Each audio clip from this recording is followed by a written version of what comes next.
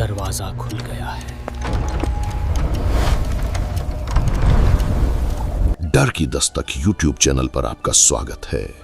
भूत, प्रेत, पिशाच और शैतानों की रोमांचक कहानियां आपको इस चैनल पर सुनने को मिलती हैं। अगर आपको ऐसी ही वीडियोस देखना पसंद है तो हमारी इस चैनल को सब्सक्राइब करना ना भूलें। तो हेडफोन लगा लें, कमरे की लाइट्स ऑफ कर लें, क्योंकि ये वक्त हो रहा है डरने का। चलिए अब कहानी शुरू करते हैं। एक ऐसी जगह जहां मरने वालों की चीखें दीवारों में कैद हैं और जो एक बार अंदर गया कभी लौटकर वैसा नहीं आया। गांव की वो जगह जिसका नाम लेना भी मना था। उत्तर प्रदेश के एक दूर दराज इलाके में जंगलों के बीच एक गांव था, बेहलापुर। गांव छोटा था, लोग सीधे साधे थे, लेकिन एक चीज ने इस गांव को बाकी जगहों से अलग किया था। गांव के ठीक पीछे कच्ची पगडंडी के आखिर में एक टूटा हुआ कोठार था। लोग उसे कहते थे खोई हुई आत्माओं का घर। कहते थे जो लोग उसमें रात बिताते थे वो अगली सुबह या तो जिंदा नहीं मिलते या अपनी होश हवास खोकर पागल बनकर लौटते हैं।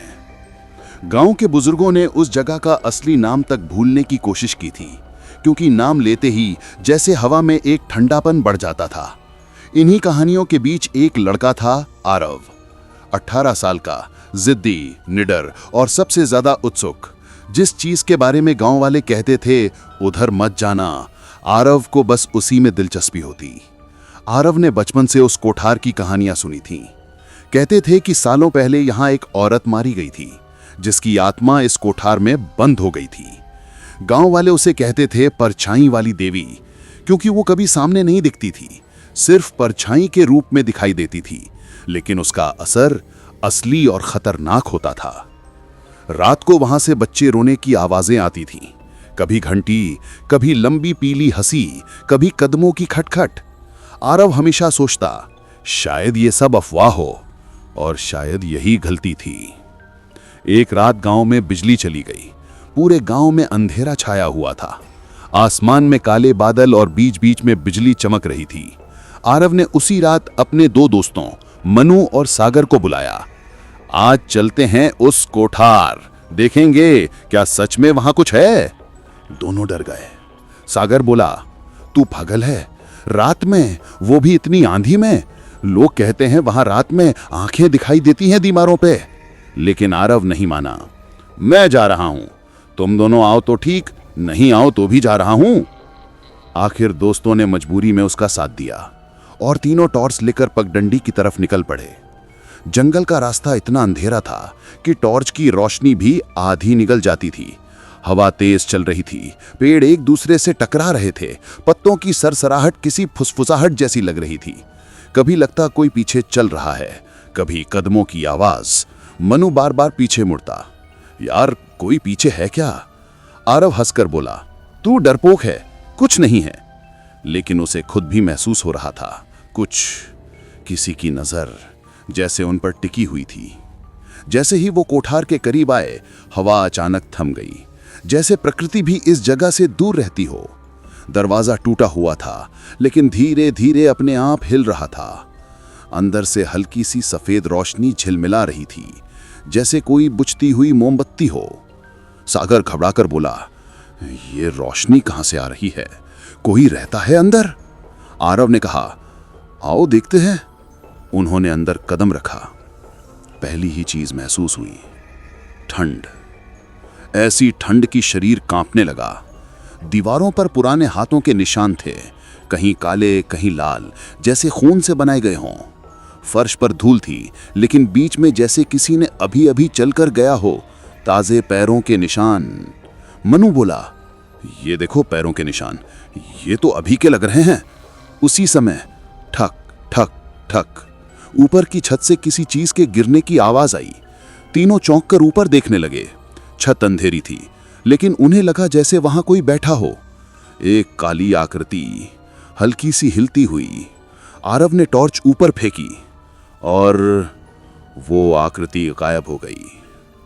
अचानक दीवार पर कुछ लिखा दिखाई दिया जो पहले वहां नहीं था। लिखा था, तुमने मुझे क्यों जगाया? सागर की सांसें तेज हो गईं। ये अभी लिखा गया है हमारी आंखों के सामने। और तभी दीवार के कोने में काली परछाई खड़ी हो गई, लंबी, पतली, बिना चेहरे की। उसके दोनों हाथ बेहद लंबे थे, घुटनों तक लटकते हुए। उनकी सांसें रुक गईं। परछाई ने अपना सिर तिरछा किया, जैसे उन्हें पहचान रही हो। फिर धीरे से आगे बढ़ी। तीनों पीछे भागे, लेकिन जब बाहर निकलने की कोशिश की तो दरवाजा बाहर से अपने आप बंद हो चुका था। मनु चिल्लाया, अरे खोल खोल इसे, कोई खोल। परछाई अब करीब आती जा रही थी। उसके कदम नहीं थे, वो तैरते हुए आगे बढ़ रही थी। आरव ने अपने दोस्तों को पीछे किया। शांत रहो, शायद ये भ्रम हो। लेकिन ये भ्रम नहीं था। परछाई एकदम करीब आ गई, इतनी करीब कि उसका काला चेहरा आरव के चेहरे से बस 1 फुट दूर था। और फिर उसके कान में फुसफुसाई, तुम पहले नहीं हो और आखिरी भी नहीं। अचानक परछाई हवा में घुल गई और उसी समय दीवार की एक जगह धड़ाम से टूट गई। वहां एक छिपा हुआ कमरा था, एक छोटा अंधेरा दम घोंटू कमरा, जहां से हल्की रोशनी झर रही थी। दीवारों पर पुराने झूले टंगे थे, रस्सियां टूटी हुई, लकड़ी के खिलौने बिखरे हुए, और दीवार पर एक पुरानी तस्वीर, एक महिला की। उसका चेहरा आधा जला हुआ, आंखें लाल, और उसकी गोद में एक बच्चा। आरव फुसफुसाया, क्या ये वही है, परछाई वाली देवी? सागर कांपते हुए बोला, ये कमरे में बच्चे क्यों थे, क्या यहां? और तभी कमरे में बच्चे के रोने की आवाज गूंज उठी। तीनों ठिठक गए। आवाज किसी कोने से नहीं, उनके पीछे से आ रही थी। आरव मुड़ा और उसका दिल जम गया। एक छोटा बच्चा, कम से कम 5-6 साल का, सफेद कपड़ों में, पीली आंखें और चेहरा बिल्कुल बिना भाव के। वो धीरे धीरे उनकी तरफ चल रहा था, लेकिन उसके कदमों की आवाज जमीन से नहीं, दीवारों से आ रही थी, जैसे दीवारें उसके कदमों को गूंजती हों। बच्चा फुसफुसाया, मां जाग गई है। और वो जंगल जैसी ठंडी हवा फिर दौड़ पड़ी। उसी वक्त दीवारों की दरारों से लाल तरल बहने लगा, खून, ताजा खून। और उसके बीच परछाई वाली देवी की आकृति बनने लगी। अब वो पूरी तरह प्रकट हो गई थी। लंबे घने बाल, चोटिल चेहरा, टूटी हुई गर्दन और सांप जैसी हिलती उंगलियां। उसने आकर दीवार फाड़ी और बाहर निकल आई। उसकी आवाज गूंजी, मेरे घर आने की कीमत तुम अपने खून से दोगे। तीनों भागने लगे, लेकिन हर गलियारा अब अलग दिख रहा था। कोठार जैसे बदल रहा था, दीवारें हिल रही थीं, कमरे लंबे हो रहे थे, जैसे वो एक जिंदा इमारत हो। हर तरफ रोशनी बुझ रही थी, सफेद परछाइयां दीवारों पे दौड़ रही थीं। औरत की आवाज दूर से गूंजी, भागो पर बच नहीं पाओगे। तीनों भागते भागते एक बड़े कमरे में पहुंचे, लेकिन जैसे ही मनु अंदर आया, कमरे का फर्श उसके पैरों के नीचे से गायब हो गया। वो चीखा, आरव पकड़, लेकिन हाथ छूट गया और वो अंधेरे में गिर गया। उसकी चीखें दूर तक सुनाई देती रहीं, फिर अचानक बंद हो गईं। कमरा फिर से पहले जैसा हो चुका था, जैसे वहां कोई गड्ढा था ही नहीं। आरव वहीं ठिठक गया। सागर रो पड़ा, हम यहां मर जाएंगे। अब आरव और सागर अकेले थे। आवाजें तेज होने लगीं, कभी बच्चे रोते, कभी किसी औरत का गला फटता हुआ, कभी लकड़ी के खिलौने अपने आप चलना शुरू कर देते। सागर ने कहा, वो बच्चा, वो हमारा पीछा कर रहा है। आरव जैसे मुड़ा, हाँ, वो बच्चा फिर वहीं था, चुपचाप खड़ा, उसकी आंखों में अब जलती हुई आग थी। उसने कहा, मां तुम्हें ढूंढ रही हैं। और उसके पीछे एक काला साया उठने लगा। साया बढ़ता गया और धीरे धीरे एक औरत का रूप ले लिया। उसका चेहरा फटा हुआ, आंखें लाल, मुंह से खून बहता हुआ। वो पहले से भी ज्यादा डरावनी थी। उसने हाथ बढ़ाया, मेरे बच्चे को क्यों छेड़ा? आरव जी का, हमने कुछ नहीं किया। और तभी औरत की चीख ने पूरा कोठार हिला दिया। फर्श टूटने लगा, कमरे की छत गिरने लगी, दीवारों से चेहरे निकलने लगे, जिंदा चीखते हुए चेहरे। और साया आरव पर झपट पड़ा। परछाई वाली देवी जैसे ही आरव पर झपटी, कमरा अचानक अंधेरे के गड्ढे में बदल गया। सागर उसे पकड़ने की कोशिश करता रहा, आरव मेरा हाथ पकड़। लेकिन आरव किसी अदृश्य ताकत से ऊपर खींचा जाने लगा। उसके पैरों के नीचे जमीन नहीं थी, बस काला शून्य, जिसमें से अनगिनत हाथ बाहर निकल रहे थे। काले सूखे ठंडे हाथ जो उसके कपड़ों, उसके बालों, उसकी गर्दन को पकड़ने की कोशिश कर रहे थे। और उस अंधेरे में उसी औरत की आवाज गूंजी, तुमने मेरा घर क्यों तोड़ा? मेरे बच्चे को क्यों जगाया? सागर भागना चाहता था। उसकी टांगें कांप रही थीं, दिल तेजी से धड़क रहा था। लेकिन उसने खुद से कहा, अगर मैं आरव को छोड़ दूं तो जिंदगी भर खुद को माफ नहीं कर पाऊंगा। उसने हिम्मत जुटाई और आरव की तरफ दौड़ा। जैसे ही उसने आरव का हाथ पकड़ा, उस अंधेरे में मौजूद काले हाथ एक साथ उसकी तरफ मुड़े। वो जोर से चीखा, आरव खींचो खुद को, सिर्फ मैं नहीं कर पाऊंगा। आरव ने पूरी ताकत से हाथ पकड़ा और एक झटके में दोनों उस अंधेरे से बाहर गिर पड़े।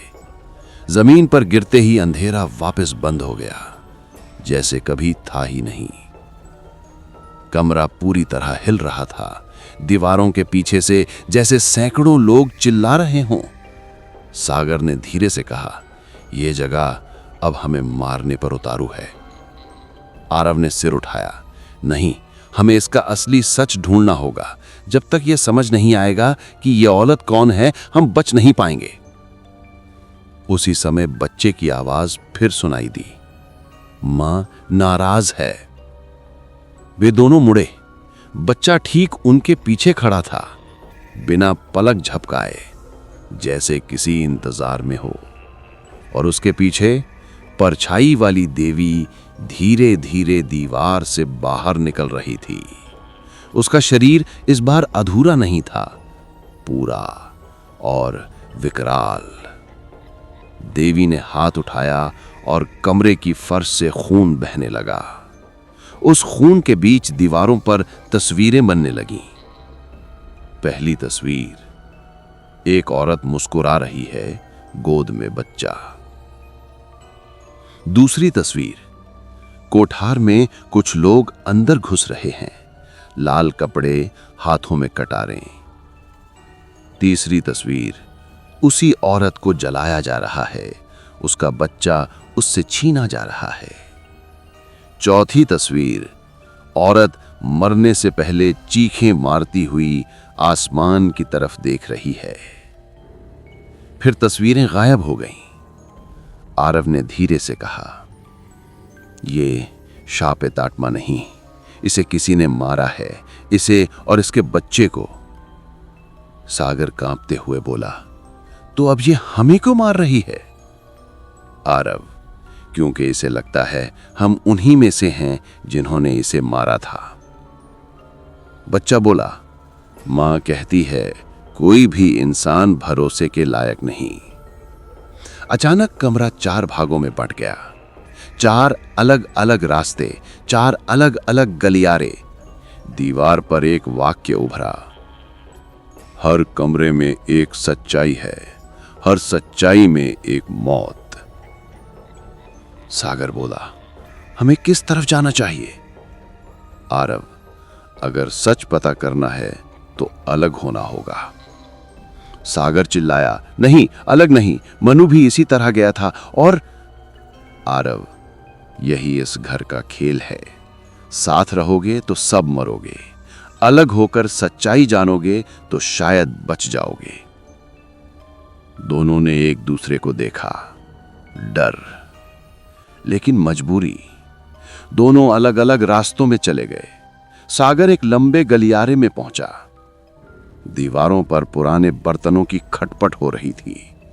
अचानक एक आवाज आई, नरम, धीमी और बेहद खतरनाक, पीछे मत देखना। सागर का दिल धक धक करने लगा। धीरे से कदम बढ़ाए, लेकिन गलियारे के बीच में उसे लगा कि उसके पीछे कोई चल रहा है। कदमों की आवाज, टिक टिक टिक। वो रुकता तो आवाज रुक जाती, चलता तो आवाज चलती। उसका गला सूख गया। एक बार, सिर्फ एक बार उसने हिम्मत करके पीछे देखा और वहां एक काला इंसानी आकार उसकी तरफ भाग रहा था, चीखते हुए। आरव जिस कमरे में पहुंचा वो अजीब था। बीच में एक छोटी सी मेज पर एक पुरानी डायरी और उसके किनारे खून से बना एक हाथ का निशान। डायरी में लिखा था, अगर तुम यहां तक पहुंचे हो तो एक बात याद रखना, जो भी इस सच्चाई को पढ़ता है उस पर मेरा श्राप लग जाता है। आरव ने पन्ने पलटे। उसमें उस औरत की कहानी थी। वो एक गांव की दाई थी। लोग उसे देवी मानते थे, लेकिन पास के कस्बे के कुछ लालची लोगों ने उसके घर पे हमला कर दिया क्योंकि उन्हें शक था कि उसके घर में कोई कीमती वस्तु छिपी है। उन्होंने उसका बच्चा छीनकर मार दिया। औरत रोती रही, चिल्लाती रही, लेकिन किसी ने नहीं सुना। मरने से पहले उसने शाप दिया, इस घर में जो भी आएगा मैं उसे अपना दर्द महसूस करवाऊंगी, उसकी आत्मा को कभी चैन नहीं दूंगी। तभी कमरे की हवा ठंडी हो गई। डायरी के पन्ने अपने आप पलटने लगे और आखिरी पन्ने पर लिखा था, अब तुम भी मेरी सूची में हो। सागर गलियारे में दौड़ रहा था। पीछे आने वाली काली आकृति तेजी से करीब आ रही थी। वो एक बड़े कमरे में घुसा। कमरा खाली था, लेकिन छत पर कुछ लिखा था, जो डर से भागता है वो सबसे पहले मरता है। सागर को लगा कोई उसे छू रहा है। उसने चीखने की कोशिश की, लेकिन आवाज नहीं निकली। अचानक उसके सामने परछाई वाली देवी प्रकट हो गई। उसका चेहरा आरव जैसा था और उसने कहा, तुमने मेरा बच्चा मारा था। सागर, नहीं, मैं नहीं, मैं तो। उसने हाथ बढ़ाया और सागर की गर्दन मरोड़ दी। एकदम खामोशी। वो वहीं गिर गया। आरव डायरी बंद करने ही वाला था कि पीछे से फुसफुसाहट आई, सच जानकर क्या करेगा? आरव मुड़ा। बच्चा खड़ा था। उसकी आंखें अब पूरी तरह काली थीं। आरव बोला, तुम लोग गलत समझ रहे हो, हम तुम्हारा परिवार मारने नहीं आए थे। बच्चा बोला, पर मां को लगता है हर इंसान वही है जिसने उसे जलाया था। जैसे ही उसने ये कहा, कमरा कांपने लगा, दीवारें फटने लगीं, दरवाजा बंद हो गया और परछाई वाली देवी आरव के सामने प्रकट हो गई। इस बार वो पूरी ताकत से भरी हुई थी। उसके शरीर से धुआं निकल रहा था। आंखें आग की तरह लाल थीं। उसने हाथ उठाया और एक झटके में आरव हवा में उठ गया। वो बोली, तुम्हारा अंत भी वही होगा जो तुम जैसे इंसानों का होता है। आरव ने किसी तरह हाथ उठाया और डायरी उठाकर चिल्लाया, मैंने तुम्हारी कहानी पढ़ी है, तुम्हारे साथ गलत हुआ, लेकिन मैं तुम्हारा दुश्मन नहीं हूं। औरत ठहर गई। उसकी आंखें कम रोशन हुईं। उसका चेहरा एक पल के लिए इंसानी लगा। अगर तुम सच में मुझे सुनते तो मेरे बच्चे की चीखें रोकते। आरव, मैं नहीं रोक सकता, लेकिन मैं तुम्हें शांति दे सकता हूं। औरत गुस्से से चीखी, मुझे शांति नहीं, बदला चाहिए। उसने अपना हाथ उठाया और आरव की गर्दन पकड़ ली। कमरा अंधेरा हो गया, पूरी तरह अंधेरा। कोठार की चीखें जंगलों तक सुनाई देने लगीं। अगली सुबह गांव वाले कोठार की तरफ दौड़े, क्योंकि रात में पूरी इमारत कांप रही थी। अंदर उन्हें सागर का शरीर मिला, टूटा हुआ, बेहद डरावना। लेकिन आरव नहीं मिला। न उसका शरीर, न कोई निशान, बस दीवार पर खून से लिखा एक वाक्य, मां ने उसे अपना बना लिया है। और ठीक उसके नीचे एक नई छाया उभरी हुई, एक लड़का जो धीरे धीरे दीवार में समा गया।